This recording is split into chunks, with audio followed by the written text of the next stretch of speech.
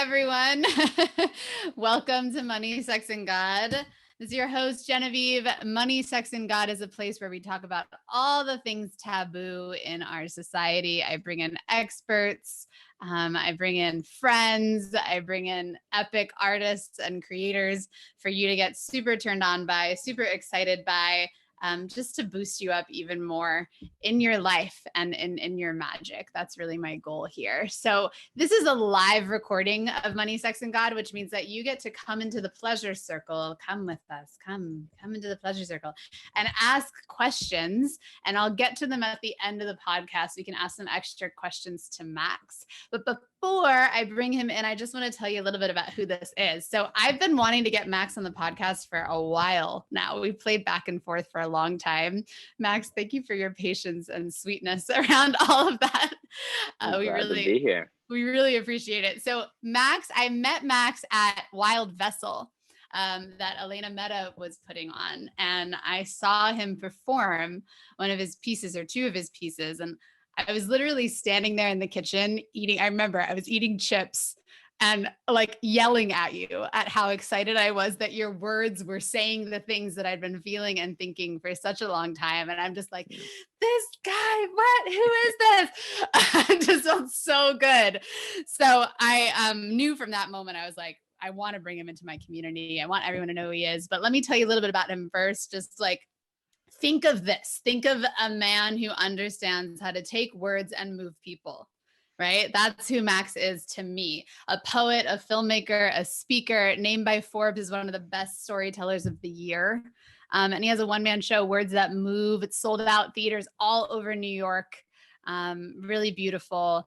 You do a bunch of other awesome stuff, but just incredible. So happy that you're here. Thank you so much for jumping on this podcast and inspiring us today, really. Thank you. Happy to be here. Yeah, thanks for having me. Glad we could make it work. Me too. I'm so happy. So how did you you're an epic poet. Like, you know how to use words, you know how to move stuff. And I tried to be a poet and then I just became a business owner because I was like, that's almost edgier to be a poet. It's edgy. Where were the beginnings? What were the roots? Were you always playing with words?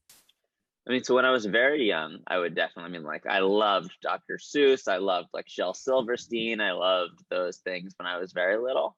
But then that mostly went away in my adolescence and high school and college years. And it wasn't until I heard a poet named InQ perform.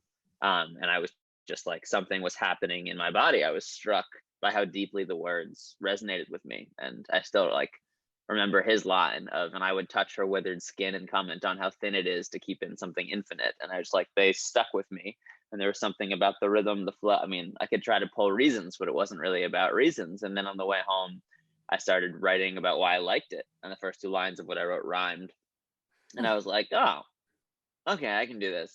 And I finished that poem. And yeah, was writing here and there since. And then I would say the word, as people have an idea of what poetry is, and I don't think that I necessarily fit into that box in a lot of different ways.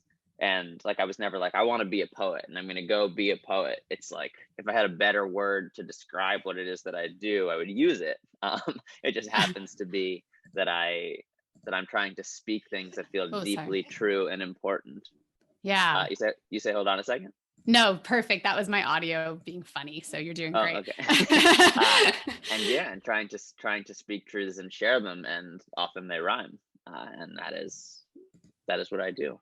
It sounds almost like poetry kind of found you. Like, all of a sudden you wrote two words down and they rhymed, and then there it was. That really is how it feels. And a lot of my experiences of God are through creativity, are through writing. And through psychedelics, but that's a separate thing.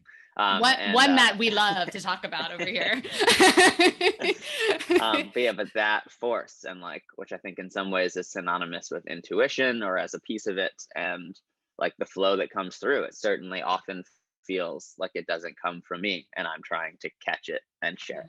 I can relate 100%. That's how I do all the things in my life. And I find it through sex right? Which is, I don't think how Cool. everyone, I mean, it's a fun way. Psychedelics and sex are kind of the two most fun ways, I think. Mhm. But poetry sounds like a great fun way as well. Mhm. What about the voices? Have there ever been, or do you still have the voices in your head that are like, no, don't trust that flow? No, that's not the way to go. Did those appear at all, or did they? And how did you move through them if they did? So yeah, I mean, and now it's at a point like when that voice comes, there's no question. It's just like there's no question. It's that one. And there are other voices. There are plenty of voices and characters in there. And some of them, I think, like some of them pretend. Sorry, phone call, muting that. Some of them, I think, like can almost pretend to be that voice, and Mm. then it takes a little further inquiry of like, is this really truth coming through, or is this something else? Like, what are you really? And that can be an interesting dance that I'm learning to do internally. But like when it's that one, it's everything. It's all throughout the body. It's so exciting that like I have no resistance to that voice. Except I guess other, like there might be things like, no, I have important things to do. Like I have to do this. And I hope to honor that voice that comes through, to always just put aside whatever else is happening and, oh, like, okay, this is what's happening now. And to show gratitude that it visits me at all. And there have been times I wrote an apology to my creativity, to it, recently, and that like I ever let it be about me, because Mhm. like how grateful should I be that it comes and visits at all? And if it's never visits again, thank you. I'm so grateful that it has come to this level, and I hope it does, and I want to create the containers and environments for it to. um but it's tricky once it starts getting entwined with my identity, once it starts getting entwined with like my career or livelihood, where that's not what it cares about. It's not about me, it's not about money, it's not about any of that. And so it's a process to work with that and to continue to remember that. I love that. I was just reading Seth Godin, and he was speaking. I don't know if you know that author, but he was speaking about this idea that leadership in general is just about creating movement, and it's creating movement by removing the self, like removing Mm. the egoic self, right? And just like, can I just be this thing? I just ran a workshop all weekend, and I swear I wasn't even there. Like I landed on Monday and I was like, was Genevieve even there? I don't know, because it was just words appearing, words, and it feels so satisfying and so good. So I know exactly what you're talking about. And I just want the whole world to wake up to it. I really do. What would Yeah. you, what would you tell someone that wants that? Like, I mean, I think you and I have tapped into it, but there's so many people that deeply want to feel that. Where do they go? What do they do?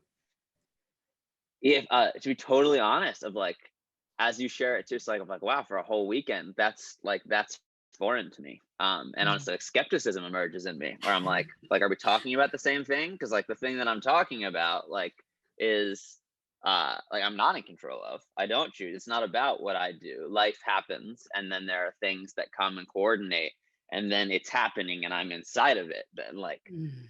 I think it's not a technique. I want it to be a technique so badly. So I want to bad. be in control of it so badly. Would make so much of life so much easier if I could just like do this, and then it happens, and then the creativity is happening. And I found there are some things that help me get closer to it. Conversations with certain people help me get closer to it. Like, they're like just people watching, being outside, taking walks can sometimes help like elicit pieces of it. But like that thing where Max is not there and it's just happening, that is not something that I'm in control of. And I think there's a whole creative business world of people trying to be like, this is how we go, we do this, and that's how you get it. And I have not experienced control of that in my life. To me, the closest thing to like understanding it in a way that feels true is Elizabeth Gilbert's work, which I really just absolutely love. And the way she talks about it just lights me up all over the place.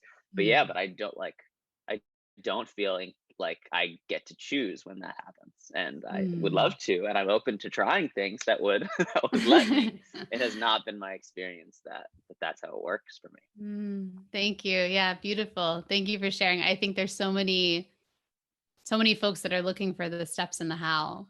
Right. And so I appreciate your authentic honesty of like, y'all, Yeah, here's we're what in it is. control of the steps in the how, right? Like we Yeah. get to choose that. Like, and in more and more of my life over the past couple of years, and love has been the opener for that one. But just is Mm. that, no, I'm not in control. It's like I want to be and I think I am, but just like keep dying to self. It's like, what is happening? What is happening here?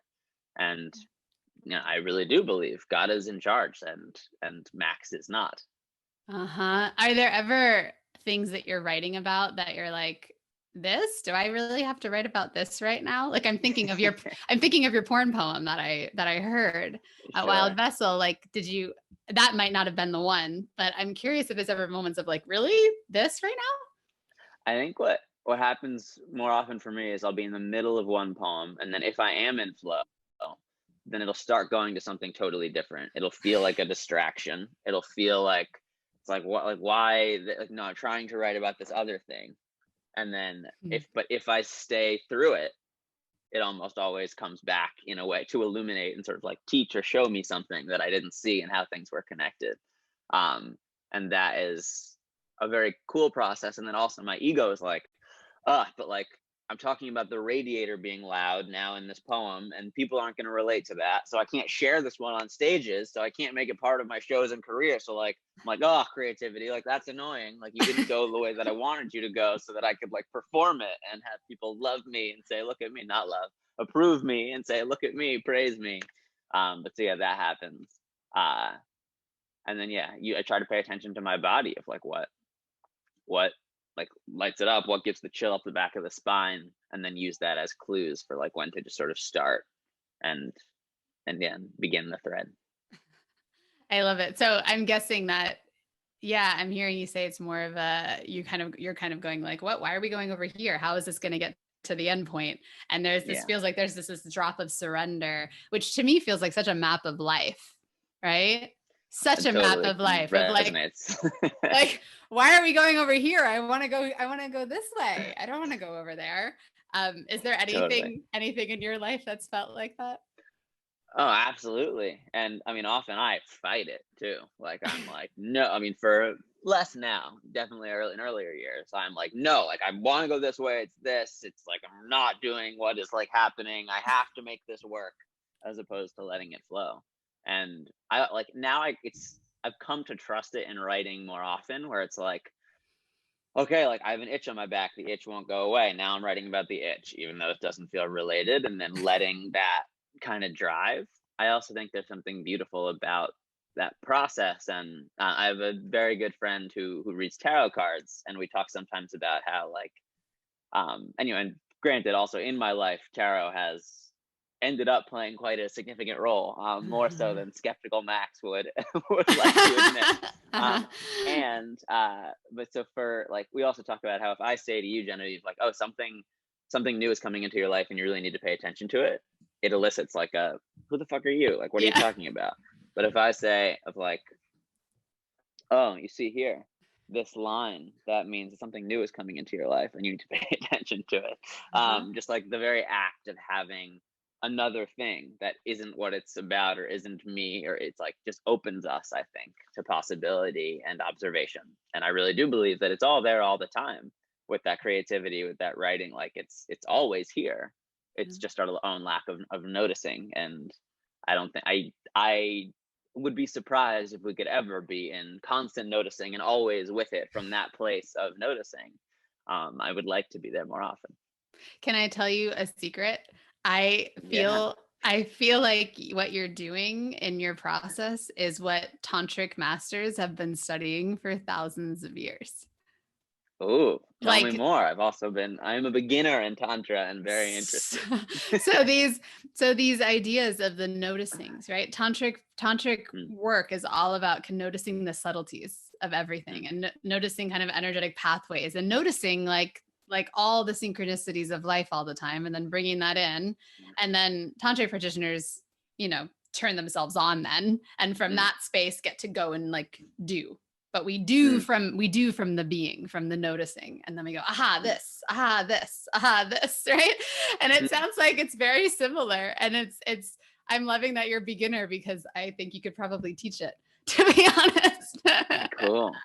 Tantric writing. I like it. Yeah, it is. I mean, that's why we're bringing you on, right? As I could feel that in your flow of your words. Yeah. I really like that too, because also it's not just writing. Like if it's writing, great, but like if it wants to be something else, then it should be that thing. It's like, Uh-huh. don't limit it to writing. Don't Yeah. limit it to whatever we think it wants to be. What does it want to be?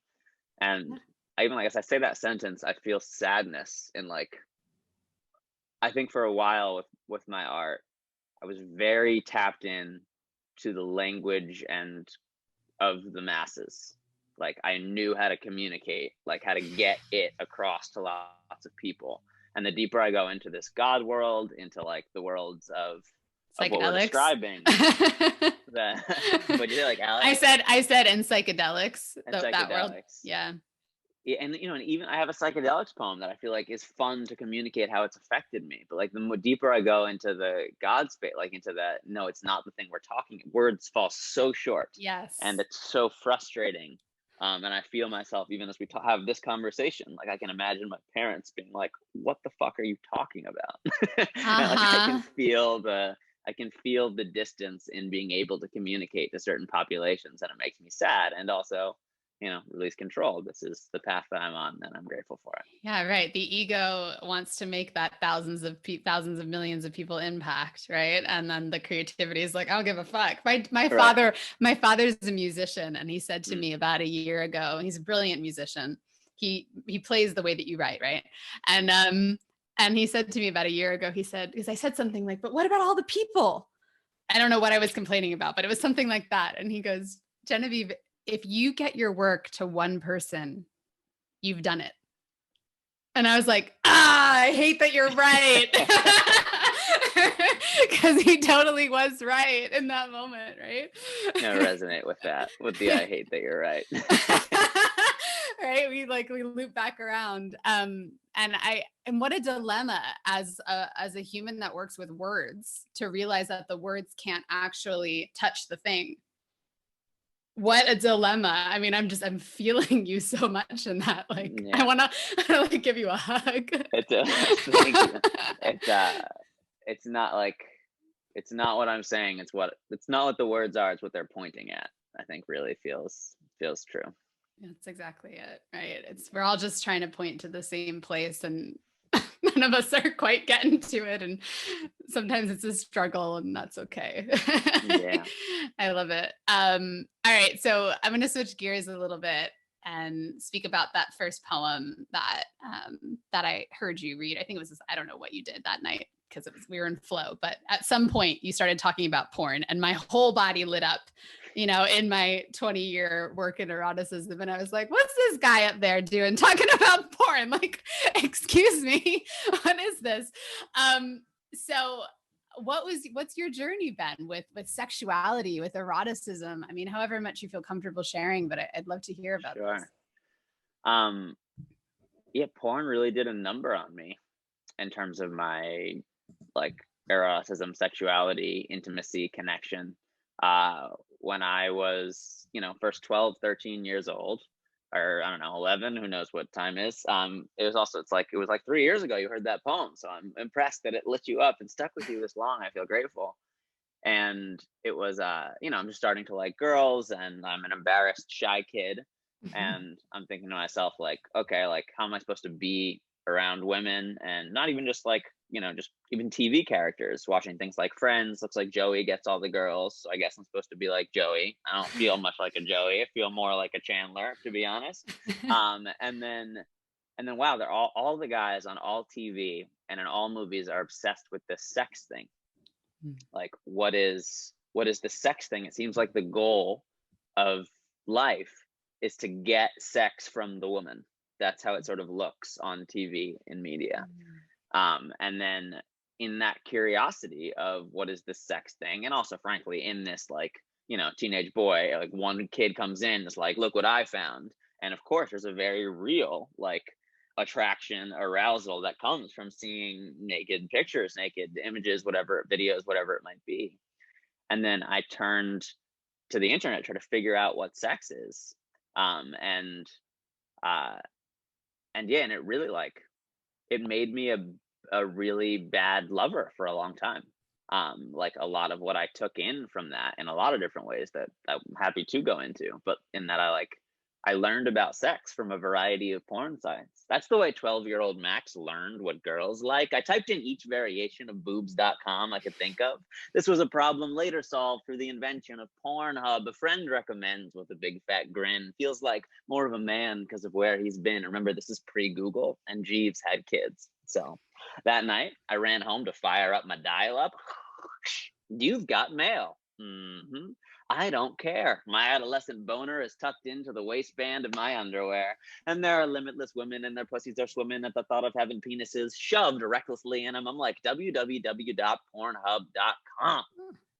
And suddenly I'm seeing everything that's trending. Gangbangs, cum shots, rear ending, never ending. The breadth of my selection as intense as my erection. Holy shit, give me a second to turn off parental detection. It's hilarious you tried to put it up there in the first place. First base, second base, third base, fourth base, fifth base, sixth base, seventh base.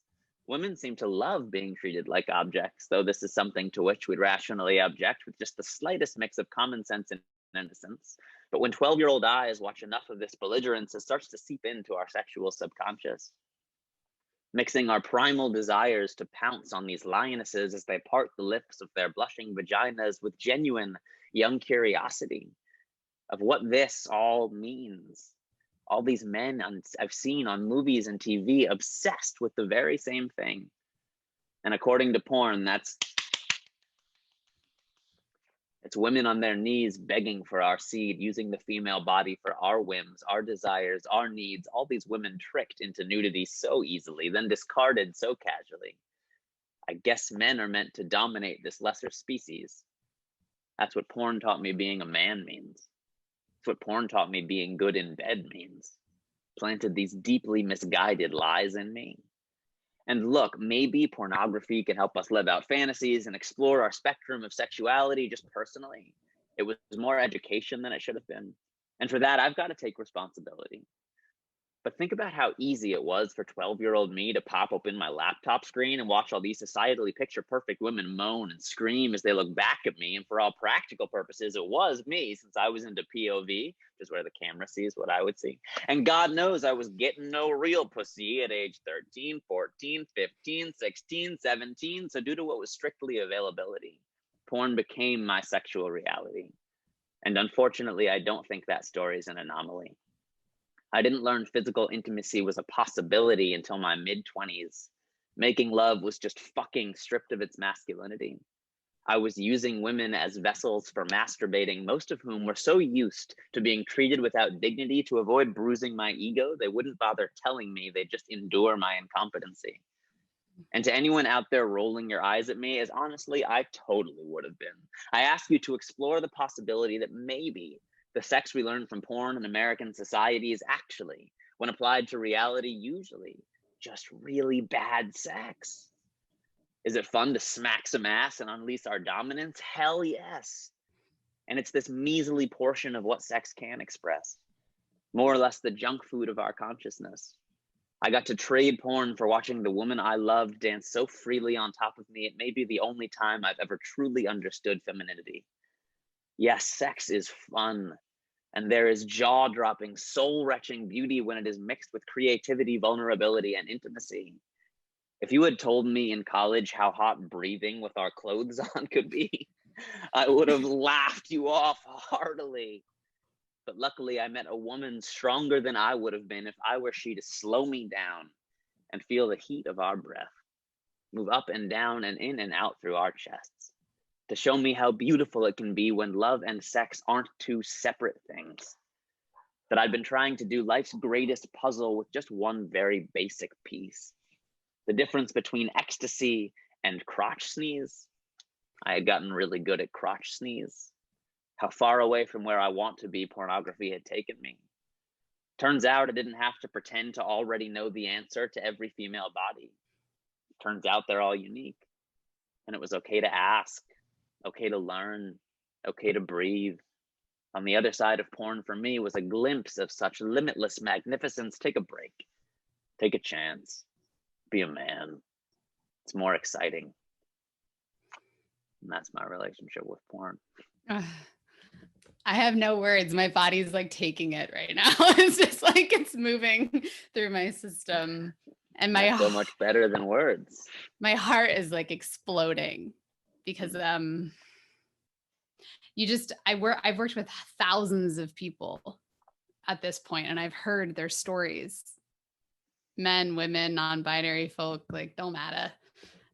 The 20s, 30s, 40s, 50s, 60s, 70-year-olds, right? And they're all telling me it's not even about the porn, but they're all telling me this piece of like, can we go deep? Can we learn this depth? And that's actually what we're seeking and craving. And you do such a yummy job. At least my projections of that poem is you do such a yummy job of showing us the delight and the satisfaction that's available when we're willing to take a stand for truth in our bodies. And thank you for that reflection. And what's wildest too is the body one feels more enriching to me than any words. And it's also like, and if it weren't, Alana Mehta is that woman who slowed me to like, we kissed. She was like, as soon as we kissed, she was like, what the fuck just happened? Like something just switched in you. What just happened? And I was like, I don't know. Like in my head, I had gone into, like we're kissing. We've entered into the porn sequence. Like it wasn't that consciously, but like that is the thing. It's like, oh, we're starting to do the sex thing. Like was pretty much what my brain had done, and which she, being her, felt immediately, and like just and stopped and breathed with me, and really did like help me illuminate of the continuation of the conversation that intimacy, physical intimacy, can be the expression of the feeling about someone as opposed to this totally separate thing. And it's sort of obvious and embarrassing looking back on it now, but in growing up and learning that way, it wasn't clear. And yeah, my like journey with it now as well is like, and I love that poem. It's also like it is in some ways dismissive of the very real like desire for dominance, very real, like the very real masculine desire for conquering that also does show up in my sex life, and I am learning to welcome back in through a lens that isn't as sort of like porn focused, and that's challenging. But it just, in so many ways, porn created ridiculous standards of what sex should be, look like, sound like, also like, just it created a lot of struggles within me that I've had to overcome in intimacy. And I give talks to kids on a separate side of my work, but like when they ask about porn, which is sort of the elephant in the room, is I really say, like, porn's gonna like masturbate, just like use your imagination and masturbate, like but porn is gonna make you bad at sex, and I really do believe that for young boys especially. Thank you. Yeah, that's beautiful. Like understanding more. What I'm hearing is kind of like you went through this kind of arc, right? Where like porn-based arousal was very, like, let's get to the end thing. I've got to like penetrate this little hole thing and like figure that out, right? Like I got to get to the hole. And to be honest, I was raised queer in a weird way. Like my family is very queer, and I was out as bisexual at the time. I'm pansexual, but as bisexual at 12. And that was still what was indoctrinated, was like, get to the pussy, or get to the, like, even in lesbian culture, get to the pussy, which is surprising, right? It was really surprising, that just to give you like another space of how it was. Surprising. It's really surprising. And then as a sex worker, it was like, oh, I have to like figure out how to like get this open enough for what's needed. Right. So I can really see it in my own life too. And it sounds like you went in that arc, and then you blasted open your heart space, right? Is what it sounds like. It's like, oh, poof, amazing. This feels awesome. And now you're in this space of almost reclaiming the cock. That is, yeah. I mean, I know it's funny that we're talking live, but that's exactly what, like, that's exactly the space that I'm in. I had I do these men's work practice on Monday nights, and in one of them, like, you just go into very deep spaces in the emotion. And what I had started to feel, this was like about, I guess, almost a year ago now, was like, I feel, lifetimes of wisdom in my head and in my heart. And then my cock sort of felt like an adolescent Yeah.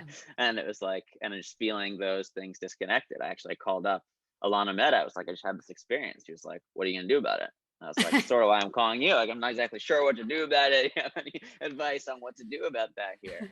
And she gave me some practices and ideas. And but that is sort of the place that I'm in my sexuality, is sort of reclaiming that. Yeah, that part of me for what it wants in its own beautiful desires, without Yeah. needing to justify or say no, this isn't porn, like without even just try to step outside of that. Yeah, one of my favorite things to do is to help specifically cock-bodied people, like reclaim that kind of like rah energy Mm. in their body. Because I think especially so many around in my community, there's so many brilliant cock-bodied humans that have had a similar realization of like, oh, I should open my heart now and like cuddle and hug. And I'm like, yeah, and Yeah, yeah, like, yeah, and what's there? And what would it be like if you could live fully in your eroticism and not hurt someone yeah, and not be afraid of hurting someone and trust that you don't have to be afraid of hurting someone. And yeah. so it's such a beautiful inquiry, and I love that you're in that space. And I won't tell you how, because it's a personal inquiry, really, Mm. and an interpersonal as well. Yeah, So, it's yeah, beautiful. thanks for that. And it's Yeah. been like, I also like I always have given off like a very safe vibe as a man, like of just like I'm 5'9", but just like have like a kind of comforting vibe. And then sex has always been a place where it's like is more comfortable for that more like kind of dominant, aggressive isn't quite the right word, but almost side to come out. And then yeah, it's been interesting for me to navigate, like it's, yeah, I am in that place of that reclaiming. I won't give any more qualifiers than needed, but it's been interesting to work with. I love it. Yeah, my friend. Oh, you met him, Dustin Garrick. He was at Wild Vessel. We did Yep. our demo together, and he was in a similar space. And Mm. he decided to spend the next 5 years of his life living completely opposite, and he became an erotic rock star, as he quoted himself. He called himself the erotic rock star, and had these crazy journeys, and then wrote about it, and has since Mm. developed a career. But that was I love that he just went all in on it and was just like, I'm gonna figure this out. I'm gonna totally reclaim this energy and become an erotic rock. And he was super shy, nervous, and then all of a sudden having orgies at porn stars' houses, like just wildness that was not expected. So, I Erotic think rock star. erotic rock star. I think what I'm loving about this interview is just your willingness to play in the dance of life and be like, I don't know, whatever's next. Like now it's gonna be my cock's gotta come online. Like cool. Like I don't know. And for a while it was porn, and that was cool. And like and whatever comes, I'm almost hearing this synchronicity between how you channel your art and how you channel your life. Mm. And just kind of like here it In is. many ways, yeah, one and the same. I mean, what do I notice right now? I notice an anxiety of some of like oh, especially with cock space. Like no, like I'm not supposed to show any kind of uncertainty. Like no, I have it figured out. I'm great. I'm incredible. I'm the fucking greatest. It's like I feel that like the desire to I guess almost like be there or express that or insecurity around how could I say that into a camera in front of people that I can't see, which in some ways is like also of that. And it's a lot of things in my life beyond porn, but just of that feeling of need to have everything figured out right now, to already have all the answers, which is a part that I work through. But yeah, I Mm. mean, art and life are, I mean, like it has, I guess more not language falls short again, not in terms of identity so much, but like whatever the art wants will be. Like I have come to a place in my life where I'm here for what that force wants, which is Yeah. usually love or art, and those could be intermixed and in some ways are the same. Like love, art, God, to me, often have the same, um, like the same energy, same something, same thread, and however those things want to express through me is what's going to happen. And like I have come to a place in my life where I just like I'm here for it. And when that voice comes through, it's so clear. The challenge is all the other time where I'm just a stressed out mess of like, okay, well, what's this? Where should I go when that voice is not happening? And how do I want to like just sort of like cultivate the rest of my existence when it's not clear, like, hey, I'm here. And I found in many ways I'm better at facilitating it for other people than I am for myself. Of like, it's easier for me to hold space of just like, Genevieve, like, what wants to come through you? Like, no, I don't care what Genevieve wants. Like, what wants to happen through you?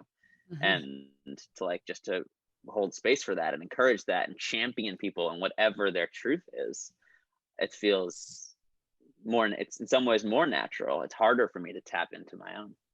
And this has been an insight for me recently. We could talk about this forever, but an insight for me recently was like this, maybe that's why we have community. Like maybe we're not actually meant to just sit there and be like, okay, higher self, get in here, get in there. Like maybe we get to bump up against each other and be like, I forgot, someone help me. I don't know where I am. Right? That feels really good. It's my new exploration from being, I was so uber independent for such a long time, and I'm having such a fun time falling into the community and being like, y'all, I don't know what I'm doing, someone help me out, because I think it is easier to help someone else, and I don't think that's wrong. Like, what if that's just what it is? What if that's why we created a million of us? Do you know what I mean? So that we have all these mirrors and all these reminders all over the place. I love that. Yeah, it feels really true. Certainly in my own life of like being in contact with certain people, with heart family, with community has been the opener. And then different layers of that right now. As I look back now on 3 years ago, what I thought was heart family was so far from heart family. And then the different openings and awakenings of shedding different layers of self into what is more true and more real. And that has, grateful to be on the journey. Thank you for the journey. Totally. One of my favorite kind of wrap up questions, and this has been so yummy. And I know that people will be listening to this podcast for the reminder, right? Like, why do people listen to podcasts? It's to bump up against when they're feeling like, I can't remember. And then you're like, oh, let me listen to this podcast with Max and Genevieve and see if I can remember there, right? Like, that's what this is going to be. What is your hope or vision? Do you have a hope or vision for the world at large? This is like a really fun, hefty end question. I love giving people. What is it? And if so, like, what's next for us? Where are we going? Where are we going from here? Like, we as humanity? Yeah, we as humanity. That's a very big question. Do I have a hope? I really do. Like, I hope for all of us of just like full love and acceptance of ourselves. That has become like my wish for myself, for others, of just like full, that deep acceptance and hearing and listening of the voice that comes through the self, hearing the self through ourselves and living that way. I think that's what we're here to learn how to do. And words fall short again. Part of the reasons I do the technology work that I do with the Center for Humane Technology, the organization from the Social Dilemma, is that, like, as we right now steer the course of technology moving so fast and sharing human history, of shaping the future of human history, it's like, if we don't value the things that truly like make existence so special, it's like then they start to fall away. And I have come to believe and trust in God, universe, whatever you want to call it, enough that I think that even if we go so far in a quote unquote wrong direction, no such thing, but like in one that is not aligned, that it will correct itself. But I hope that we can, feel so cheesy to say, I hope that we can love ourselves and like truly accept ourselves and express the deepest truths in our being. Thank you. I'm hearing that and I'm feeling that, and I'm sure everyone that's listening is too. So I appreciate your contribution to that. It's beautiful.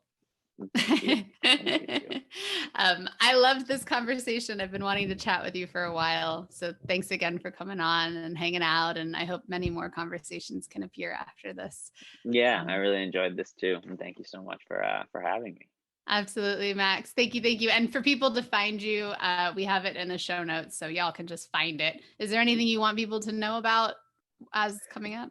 I've turned, so that porn piece is one of 9 in I create these short films of these poems into short films. I'm creating a digital special that is like my stage show, but crafted for online, and then going to be pitching that in the next couple of weeks, months to the Netflix's, Hulu's of the world. If that's something that you want to support me and help me with, would love your help. I think it's going to be really, really unique.